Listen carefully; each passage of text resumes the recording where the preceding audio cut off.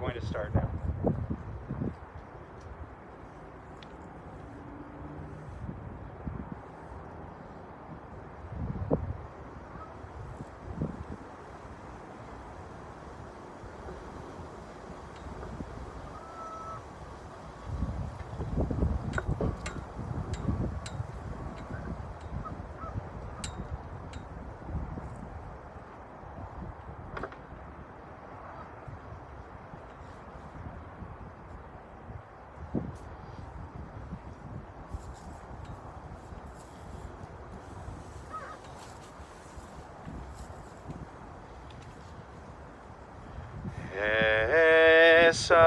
Esaina el heharim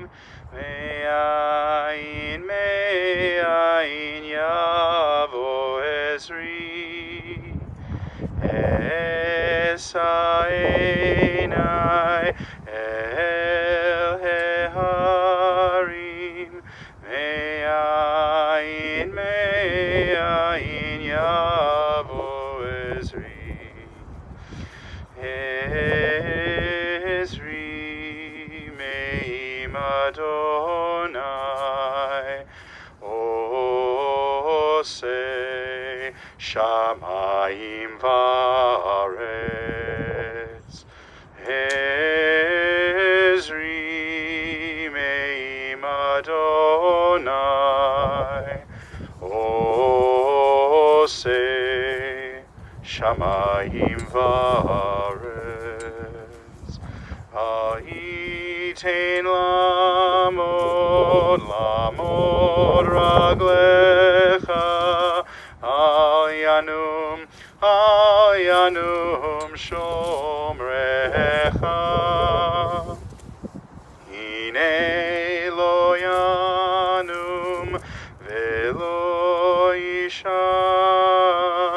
Shomer Israel Adonai Shomrecha Adonai Tzilcha Al Yad Yeminecha Adonai Shomrecha Adonai Tzilcha Hayad Yeminecha Yomam HaShemesh Lo Yakeka Ve'yareach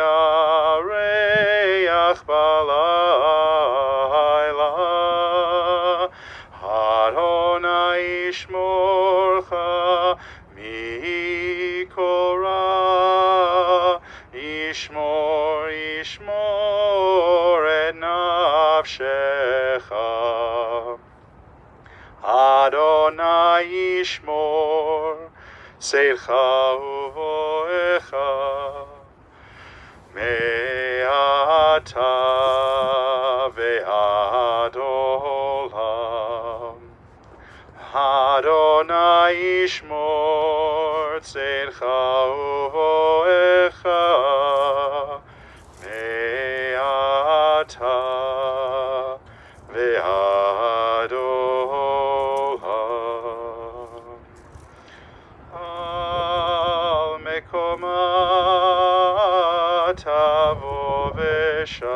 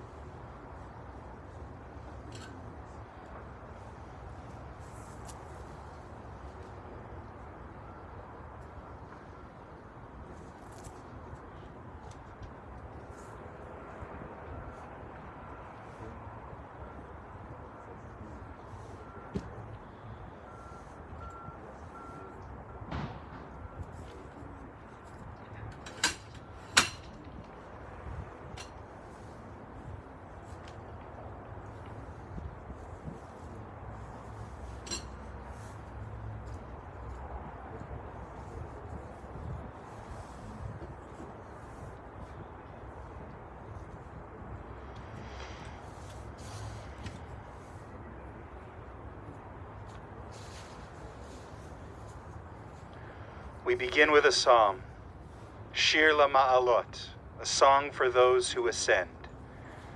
Esa'enai el heharim me'ayin yavo ezri. I turn my eyes to the mountains. From where will my help come? My help comes from God, Adonai, maker of heaven and earth. God will not let your foot give way. Your guardian will not slumber. See, the guardian of Israel neither slumbers nor sleeps. God is your guardian, your protection at your right hand. By day the sun will not strike you, nor the moon by night. God will guard you from all harm. God will guard your life.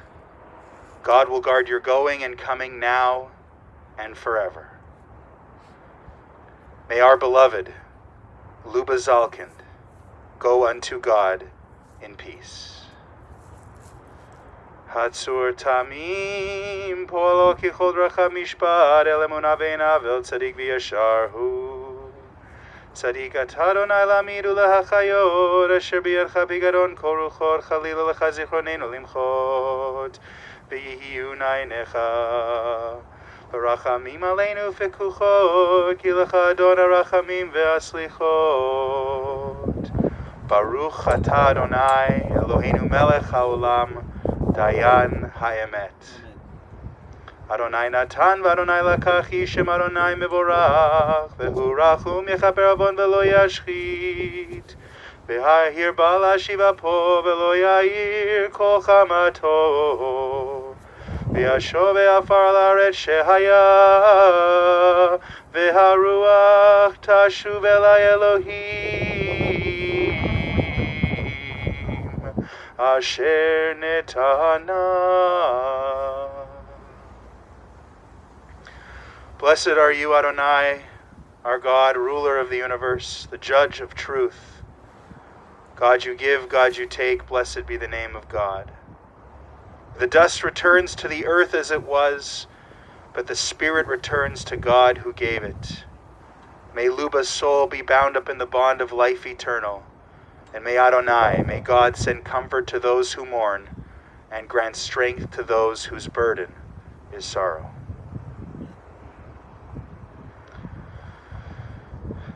We are here today to honor Luba Zalkind, Liba bat Henoch v'Rachel, the daughter of Rochel and Henoch, Zichronam Livracha, of blessed memory, the wife of the late Morris Zalkind, Zichrono Livracha, of blessed memory, mother of Dorothy and Rochelle, grandmother, Baba, of Josh and Julie, and great-grandmother of Emerson and Ezra. We are here today to pay her the ultimate respect our tradition holds of accompanying a loved one to her final resting place. And we are here today to offer our goodbye. Luba passed away Sunday night, the 29th day in the Hebrew month of Cheshvan. She was 96. I'd like to thank everyone who has tuned in today from wherever you are. These are very difficult times. We're so used to, in Jewish tradition, being together to show our support, our love, to comfort, to honor. Not being able to gather physically is quite a challenge on top of already challenging times of grief and mourning. But we find a way, we persevere, as our people always have, as Luba in today's Hesped eulogy we will remember has always taught us. So we encourage you to continue sending your messages, your text messages, your phone calls, your emails, your words of kindness and love and support to Luba's family, so that we may find ways to use technology to overcome distance, to join our hearts together, to give strength and courage to those who are suffering. So thank you. I will admit, I never had the pleasure or honor of meeting Luba Zalkind, though I am confident that among my many trips to Simkin Center over the last several years, she was in the crowd for, I hope, some of my concerts.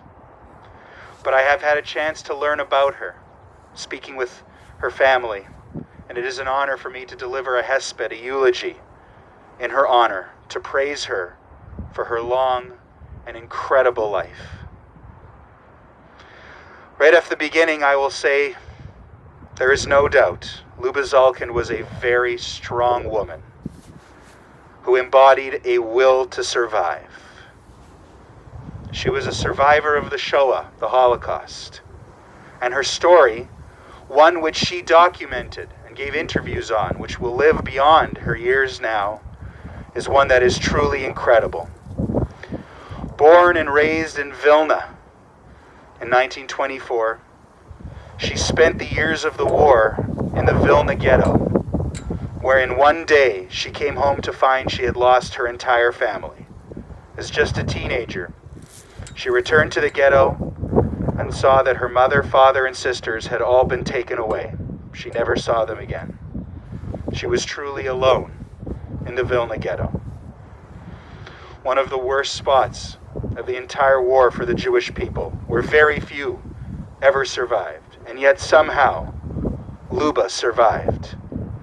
She survived the liquidation of the ghetto in an incredible story, hiding in a cubby hole in a basement, along with a friend. After the war, she picked up and restarted her life. Truly amazing. She met Morris. They married and began a family. Dorothy was born, and a few years later, Rochelle. And this family quietly managed to live and grow and stay together in Europe for another 15 years total after the war. In Lithuania, then they moved to Poland, where they lived quietly, secretly, as Jews in hiding, really, and finally made it to Canada in 1960, with the help of some documents and the goodness and kindness of distant relatives who sponsored them to immigrate. As I alluded to at the beginning, I learned that many years ago, Luba documented her own story.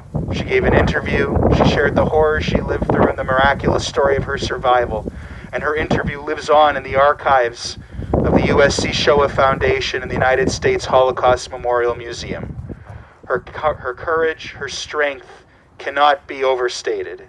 We benefit, all of the people in my generation and younger, from her speaking up to share her story, which will live on forever, to remind us not just of her journey, but what happened to our people in our history. Long after all eyewitnesses to the Holocaust have passed away, these stories will stand the test of time. It's just a small part, really a very large part, but for her life only a small part of her legacy that she shares with not just her family, but all of us. More I've learned about Luba is that she was very intelligent and always passionate about learning and learning every day. After the war, while living in Poland and raising her family, she had the foresight to go to school and learn English. She was always interested in knowing things about people, about what was going on in the world. That contributed to one of her trademark qualities, a terrific sense of humor. The kind of humor that made people feel good about themselves, enjoy spending time with her, even until her final years in the Simpkins Center. A kind of glimpse into Luba's humor would be something like one of her daughters showing her a picture that had been taken recently of her and saying, "I really don't like this picture," and Luba smiling and saying, "You'll like that picture in 5 years." She looked good in pictures. I've been able to see pictures of when she was younger. She was beautiful, a beautiful smile, and always took great pride in her appearance. In the typical fashion of mothers and grandmothers from the old country, from what I've learned, she expressed her love in one very characteristic way, through food. Questions like, "Did you eat today? What did you eat?" She showed those she cared for deeply by always wanting to have them fed, always wanting them to be healthy and sustained. But it was more than that. When her grandson Josh was young, just a baby, and Dorothy went back to work, it was Baba Luba who stepped up to take care personally of her grandson. She had talents as a sewer and a knitter, and even turned this into a bit of a career in Canada, working in a garment factory, sewing. But she was held back by her nature as a perfectionist.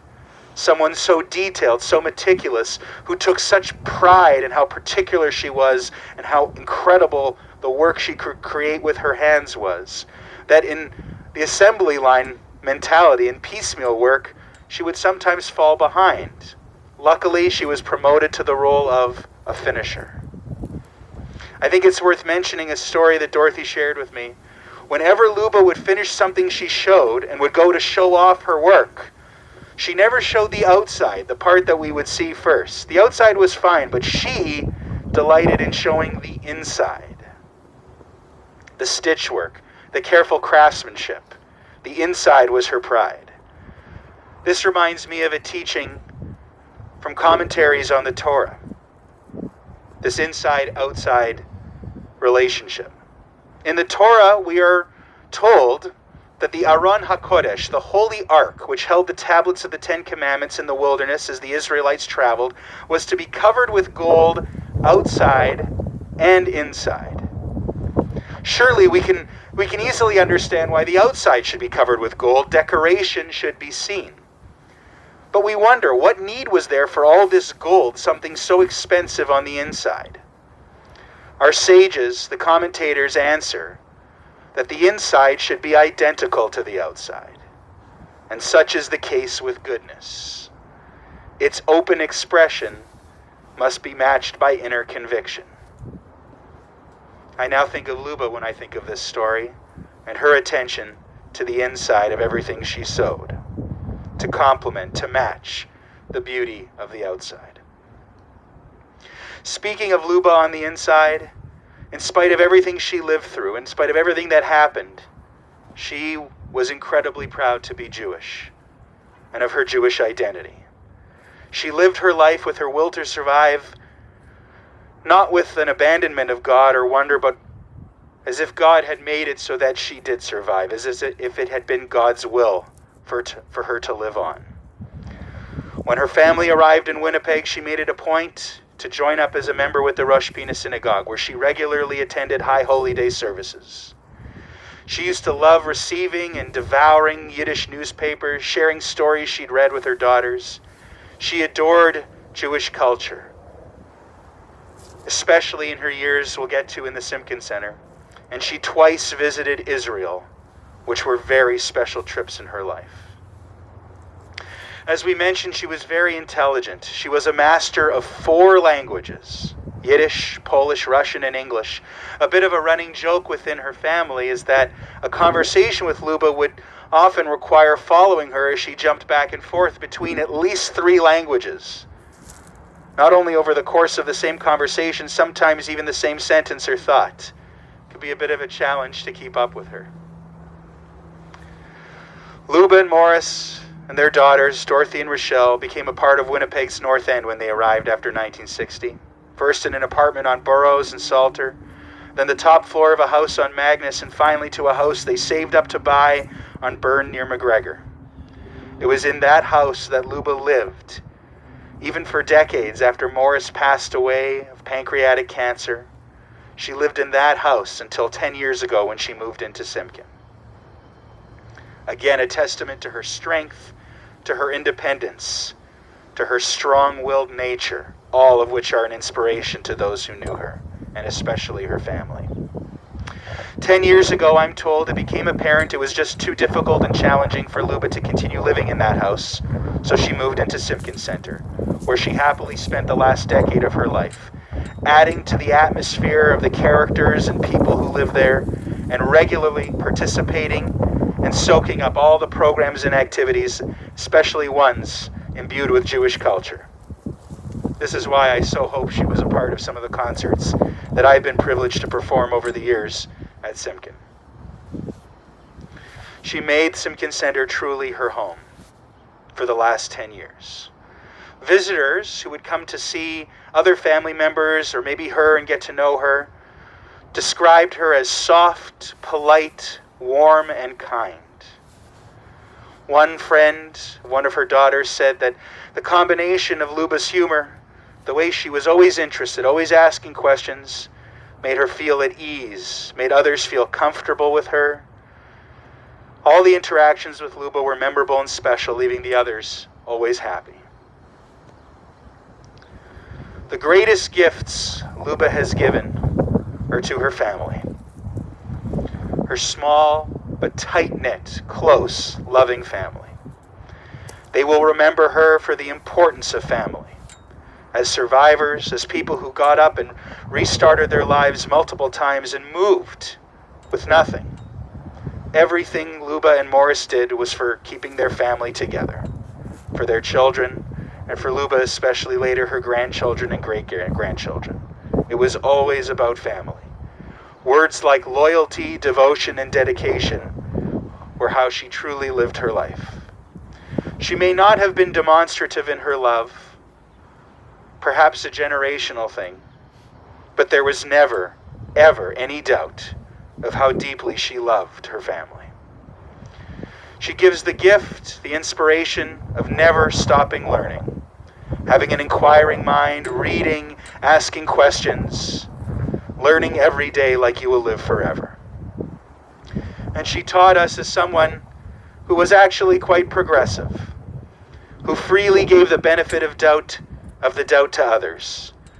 She had an open mind, a kindness, a wisdom she extended to all. One of her great philosophies in life, I'm told, was the Yiddish word efshar. Or Hebrew, we say efshar. The word means maybe. If there was ever a story, if there was ever talk of someone doing something that, well, common sense would maybe question, or we weren't quite sure what to make of that person's actions, Luba's answer was always efshar. Maybe, trying to give that person some credit and benefit of the doubt. In Jewish tradition, in Proverbs, one of the books of writings in the Bible, the Book of Mishlei, there is this suggestion, this idea that the highest praise we can give to a woman in our tradition is to call her, bestow upon her the title of Eshet Chayil, a woman of valor. In an interpretation of those words in Proverbs, we have the description of an Eshet Chayil that I believe truly applies to our beloved Luba. A mother of generations, Eshet Chayil, a woman of valor. What a precious find. Her worth is far beyond rubies. She's precious in the gifts she's given her family. Her children have found trust and truth in these gifts and follow in patterns she taught. She is robed in strength and dignity, and she smiles at the future. She opens her mouth with wisdom, and the teaching of kindness is on her tongue. We benefit and learn from her wisdom. May she always be credited for the fruit of her labor and for her achievements. Wherever people gather, her deeds speak her praise. May she live on in glory. In conclusion to this hesped, I will bring more words from the writings, the Ketuvim section of the Tanakh of the Bible, specifically from the Book of Kohelet, the Book of Ecclesiastes. Quite often at funeral services we read from Ecclesiastes as we remind ourselves that there is a time for everything, a time for every experience under heaven, a time for being born and a time for dying. We all have our time. But we also learn in another chapter in the same book of Ecclesiastes, the eye never has its fill of seeing, nor the ear of hearing. Young or old, those who depart this life never see enough of the world. They never complete their task. They never cherish their loved ones enough before being called home. How they always just wanted a little more time, and how their loved ones yearned to have them close to them for yet one more challenge in their lives, one more joy, one more precious moment together. Mourning is the price we pay for having the courage to love others. The gifts of spirit our loved ones have given us cannot be measured or weighed, nor can they be lost or tarnished with time. Even in our darkest hours, we know some of their light and and some of their warmth will always be with us, bringing comfort and courage. And in the fullness of time, we pray, bringing us healing and peace. To Luba's family and loved ones, we offer the words, Hamakom yinachem etchem b'toch sha'ar avelei Tzion v'Yerushalayim. May God comfort you and console you among all those who are in mourning or who have ever been in mourning in our community. It is now my honor, on behalf of Luba Zalkind, Liba bat Henoch v'Rochel, to chant in her memory the El Malei Rachamim, the memorial prayer.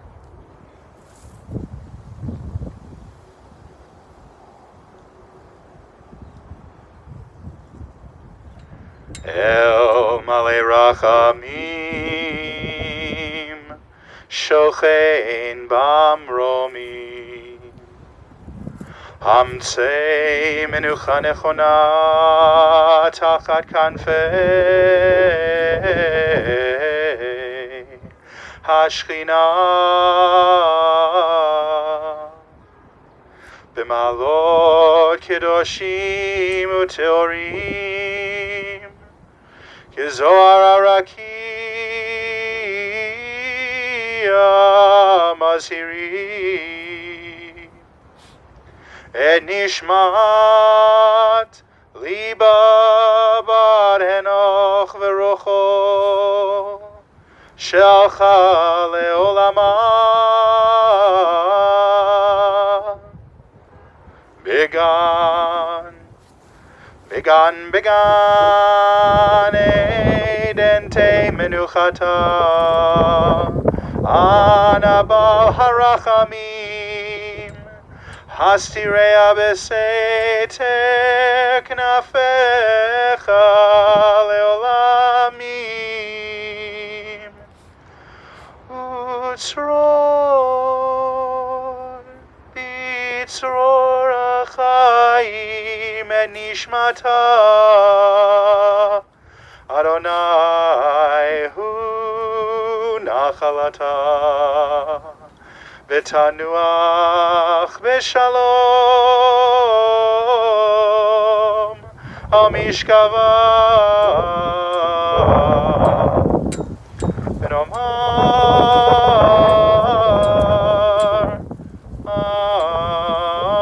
Amen.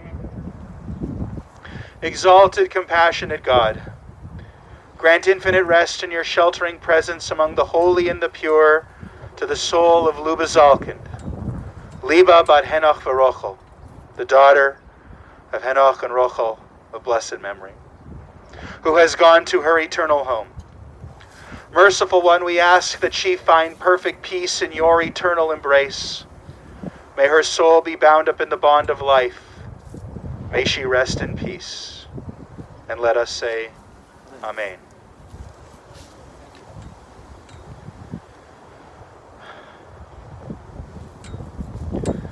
In a moment, we will conclude our service with the time-honored tradition of shoveling earth into the grave to cover our beloved with a blanket of earth, fully carrying till the final moment our responsibility, born of love and compassion, to take care of our loved ones, of the people who mean so much to us, to take care of them until the very end. In Jewish tradition, we believe shoveling the earth is a mitzvah, a righteous act we do selflessly, without hope of any reward. We believe that our loved ones deserve to be buried by our own hands, kind, knowing hands, though they may be sorrowful hands, hands that once held their hands. We understand that this can be a painful act, but we remind ourselves it's one born of love and compassion for someone who is so deserving. Before we turn to our ritual of shoveling the earth, we will recite the words of the mourner's Kaddish. Adonai natan v'Adonai lakach, yehi shem Adonai mevorach.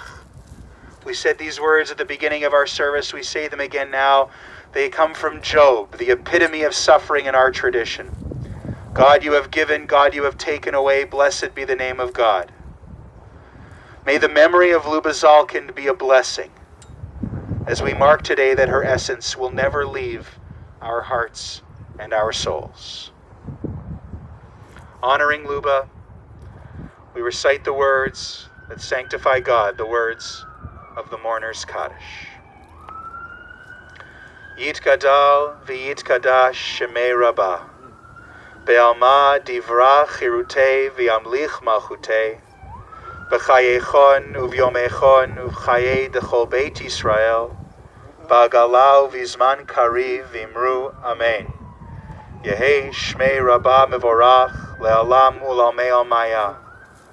Yitbarach v'yishtabach v'yitpa'ar v'yitromam v'yitnaseh, v'yithadar v'yit'aleh v'yithalal shemei dekudsha b'richu. Le'ela min kol birchata v'shirata, tushbechata v'nechemata, ta'amiran be'alma v'imru Amen. Yehei shlama rabba min shemaya, v'chaim aleinu v'al kol Yisrael v'imru Amen.